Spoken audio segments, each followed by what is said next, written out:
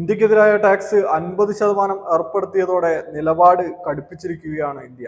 നമുക്കറിയാം, കഴിഞ്ഞ കുറച്ച് ദിവസങ്ങളായി ഡൊണാൾഡ് ട്രംപ് ഇന്ത്യക്കെതിരായി നിരന്തരം വെല്ലുവിളി നടത്തിക്കൊണ്ടിരിക്കുകയാണ്. പക്ഷേ ഇന്ത്യ അമേരിക്കക്കെതിരായി നിലപാട് കടുപ്പിക്കുകയാണ്. കഴിഞ്ഞ ദിവസം പ്രധാനമന്ത്രി നരേന്ദ്രമോദി അടക്കം പറഞ്ഞിരിക്കുന്നത് ഒരു കാരണവശാലും ഇന്ത്യ അമേരിക്കയുടെ സമ്മർദ്ദത്തിന് വഴങ്ങില്ല എന്നും എന്ത് വില കൊടുക്കേണ്ടി വന്നാലും ഒരു വിട്ടുവീഴ്ചയ്ക്കും തയ്യാറാവില്ല എന്ന ശക്തമായ നിലപാടാണ് ഇന്ത്യ സ്വീകരിച്ചിരിക്കുന്നത് എന്ന് മാത്രമല്ല, ചില രാഷ്ട്രീയ കരുനീക്കങ്ങൾ കൂടി ഇന്ത്യ ആരംഭിച്ചിരിക്കുന്നു. ഇതോടെ ലോകത്ത് രണ്ട് ചേരികൾ രൂപപ്പെടുന്നതിന്റെ സൂചനകളാണ് നാം ഇന്ന് കാണുന്നത്.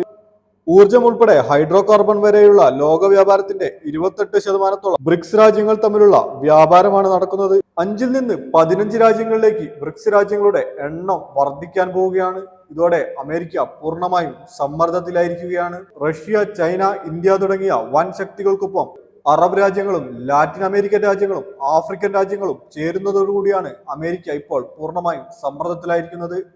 ഇതോടെ ഡോളർ അധിഷ്ഠിതമായി അമേരിക്ക കെട്ടിപ്പോക്കിയ ലോകക്രമം തകർന്നു വീഴുമെന്ന് ട്രംപിന് നന്നായി അറിയാം. അതിനാൽ തന്നെ അമേരിക്കൻ ഡോളറിനുമേൽ ബ്രിക്സ് രാജ്യങ്ങൾ കനത്ത സമ്മർദ്ദമാണ് ചെലുത്തുന്നത്. യഥാർത്ഥത്തിൽ ട്രംപിനെയും അമേരിക്കയെയും പ്രകോപിപ്പിക്കുന്നത് ഇതെല്ലാമാണ്. അതിനുമുമ്പായി ഈ ചാനൽ സബ്സ്ക്രൈബ് ചെയ്തിട്ടില്ലെങ്കിൽ ഒന്ന് സബ്സ്ക്രൈബ് ചെയ്യുക. നമുക്കറിയാം, ഇന്ത്യയുടെ സുരക്ഷാ ഉപദേഷ്ടാവായിട്ടുള്ള അജിത് ഡോവൽ കഴിഞ്ഞ ദിവസം റഷ്യ സന്ദർശിക്കുന്നു. അതോടൊപ്പം തന്നെ പ്രധാനമന്ത്രി നരേന്ദ്രമോദി ഈ മാസം 30-ന് ചൈന സന്ദർശിക്കുന്നു. അതിനു മുമ്പായി ഇന്ത്യയുടെ വിദേശകാര്യമന്ത്രിയായിട്ടുള്ള ജയശങ്കർ റഷ്യ സന്ദർശിക്കുന്നു. ഇതെല്ലാം പൂർണ്ണമായിട്ടും അമേരിക്കയെ സമ്മർദ്ദത്തിലാക്കുകയാണ്. ഇന്ത്യ ഒരു പുതിയ ലോകക്രമത്തിന് തയ്യാറെടുക്കുന്നു എന്ന് വേണം ഇതിൽ നിന്നും നമുക്ക് മനസ്സിലാക്കാൻ. കാരണം അമേരിക്ക ഈ ഒരു താരിഫ് 25% ഏർപ്പെടുത്തി, പിന്നെ അത് 50-ലേക്ക് കടക്കുന്നു.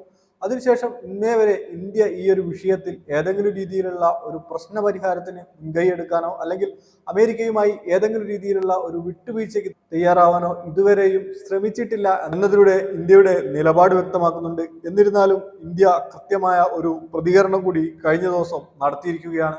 പ്രധാനമന്ത്രി നരേന്ദ്രമോദി തന്നെ ഈ ഒരു വിഷയത്തിൽ ഒരു വിട്ടുവീഴ്ചയ്ക്കും തയ്യാറല്ല എന്ന് കൃത്യമായ നിലപാടെടുത്തു കഴിഞ്ഞു. അതോടൊപ്പം തന്നെ ഈ ഒരു താരിഫ് വർധനയെ മറികടക്കാനുള്ള മറ്റ് നീക്കങ്ങളുടെ തിരക്കിട്ട ആലോചനകളും ഡൽഹിയിൽ നടക്കുന്നുണ്ട്. റഷ്യയുമായുള്ള എണ്ണ വ്യാപാരം ആരംഭിക്കുന്നത് യഥാർത്ഥത്തിൽ ജോ ബൈഡന്റെ കാലത്താണ്.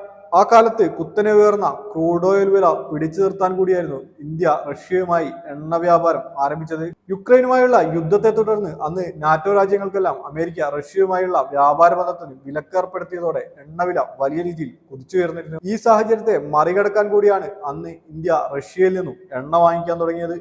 ഇതോടെയാണ് ഇന്ത്യ റഷ്യയുമായുള്ള എണ്ണ വ്യാപാരത്തിന് തുടക്കം കുറിക്കുന്നത്. അന്ന് അമേരിക്കയ്ക്ക് ഇതെല്ലാം സ്വീകാര്യമായിരുന്നു. കാരണം എണ്ണവില പിടിച്ചു നിർത്തേണ്ടത് അമേരിക്കയുടെ കൂടി ഒരു ആവശ്യമായിരുന്നിരിക്കുകയായിരുന്നു അന്ന് ജോ ബൈഡന്റെ മൗനസമ്മതം. പക്ഷേ ഇന്ന് സ്ഥിതി അങ്ങനെയല്ല. ബ്രിക്സ് രാജ്യങ്ങളുടെ വളർച്ചയും ഐക്യവും അമേരിക്കയ്ക്ക് വലിയ സമ്മർദ്ദമാണ് ചെലുത്തിക്കൊണ്ടിരിക്കുന്നത്. ബ്രിക്സ് രാജ്യങ്ങളെല്ലാം ഡോളറിനെ കൈവിട്ട് കഴിഞ്ഞു. അവരവരുടെ കറൻസി ഉപയോഗിച്ചുള്ള വ്യാപാരമാണ് നടത്തിക്കൊണ്ടിരിക്കുന്നത്. ഇതിന്റെ ഭാഗമായി UAEയും ഇന്ത്യയും തമ്മിൽ ദർഹവും റുപ്പീസും തമ്മിലുള്ള വ്യാപാരമാണ് നടക്കുന്നത്. അതോടൊപ്പം തന്നെ ചൈനയുമായി ഹുവാനിലും റഷ്യയുമായി അവരുടെ കറൻസിയുമായുള്ള വ്യാപാരമാണ് തുടരുന്നത്. ഇത്തരത്തിലുള്ള ഒരു പുതിയ ലോകക്രമം തയ്യാറാവുന്നതിന്റെ ആശങ്കയും അമേരിക്കയ്ക്കുണ്ട്. പക്ഷേ അമിത ടാക്സ് ഏർപ്പെടുത്തിയതിൽ ഒരു തിരിച്ചടി ട്രംപിന് നേരിടേണ്ടി വന്നിരിക്കുന്നു. കാരണം ഇന്ത്യയിൽ ആപ്പിളിന്റെ പ്ലാന്റുകൾ ആരംഭിച്ചിട്ട് കുറച്ച് മാസങ്ങളേ ആയുള്ളൂ. വലിയ രീതിയിലുള്ള ഒരു പ്രൊഡക്ഷൻ അതിനിടയിൽ ആപ്പിൾ ഇവിടെ നടത്തിയിട്ടുണ്ട്. ഇതെല്ലാം പൂർണ്ണമായും അമേരിക്കയിൽ വിറ്റഴിക്കപ്പെടേണ്ടതാണ്. അമിത ടാക്സ് ഏർപ്പെടുത്തിയതോടെ പ്രതിസന്ധിയിലായിരിക്കുന്നത് ആപ്പിളാണ്. ഇതോടെ പ്രതിസന്ധിയിലായ ആപ്പിളിന്റെ ഓണർ ടിം കുക്ക് കഴിഞ്ഞ ദിവസം പ്രസിഡന്റ് ഡൊണാൾഡ് ട്രംപുമായി നടത്തിയ ചർച്ചയിൽ ഇന്ത്യയിൽ നിന്നുള്ള ആപ്പിൾ പ്രൊഡക്റ്റുകളുടെ അമിത ടാക്സ് തീരുവ എടുത്തു കളയേണ്ടി വന്നിരിക്കുന്നു എന്ന വാർത്ത കൂടി ഇതിനിടെ പുറത്തു വരുന്നുണ്ട്. ട്രംപിന്റെ നിലപാടുകളിൽ വരും ദിവസം മാറ്റങ്ങൾ വരും എന്നതിന്റെ സൂചനയാണ് ആപ്പിളിന് എടുത്തു കളഞ്ഞ ഈ ഒരു അമിത തീരുവ. എന്തായാലും വരും ദിവസങ്ങളിലെ അമേരിക്കയുടെ പുതിയ നീക്കങ്ങളുമായി വീണ്ടും കാണാം.